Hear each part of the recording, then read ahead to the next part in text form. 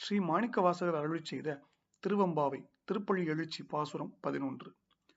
மொய்யார் தடம் பொய்கை புக்கு முகேரென்ன கையார் குடைந்து குடைந்து உன் கழல்வாடி ஐயா வழியடியோம் வாழ்ந்தோம் காண் ஆற அழல் போல் செய்யா வெண்ணீராடி செல்வா சிறுமருங்குல் மையார் தடங்கண் மடந்தை மணவாளா ஐயா நீ ஆட்கொண்டருளும் விளையாட்டின் உய்வார்கள் உய்யும் வகையெல்லாம் உயர்ந்தொழிந்தோம் எய்யாமற் காப்பாய் எமையேலோர் எம்பாவாய்.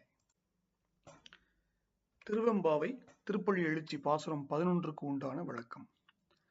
நிறைந்த நெருப்பு போன்ற செந்நிறம் உடையவனே, வெண்மையான திருநீற்றுப் பொடியில் மூழ்கியவனே, ஈசனே, சிற்றிடையையும் மை பொருந்திய பெரிய கண்களையும் உடைய உமையம்மையின் கணவனே, உன் அடியவர்களான நாங்கள் வண்டுகள் மொய்க்கும் மலர்களை கொண்ட குளத்தில் முகேர் என சப்தம் எழுப்பி குதித்து தண்ணீரை குடைந்து நீந்தியபடியே உன் திருவடிகளை எண்ணி பாடினோம். வழி வழியாக இந்த பாவை நோன்பை நிறைவேற்றி வருவதை நீ அறிவாய். எம் தலைவனே, நீ எங்களை அடிமை கொண்டு அருளுகின்ற திருவிளையாட்டினால் துன்பத்தினின்றும் நீங்கி இன்பத்தை பெறுபவர்கள் அவற்றை பெரும் வகைகளை எல்லாம் யாங்களும் படிமுறையில் பெற்றுவிட்டோம்.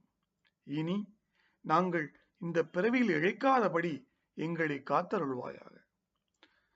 இந்த பாடலில் மொய் என்றால் மொய்க்கின்ற வண்டு என்றும், தடம் என்றால் நீர்நிலை என்றும், பொய்கை என்றால் குளம் என்றும், அழல் என்றால் தீ என்றும், மருங்குல் என்றால் இடை என்றும், எய்த்தல் என்றால் இழைத்தல் என்றும் பதம் பிரித்து பொருள் கொள்ள வேண்டும்.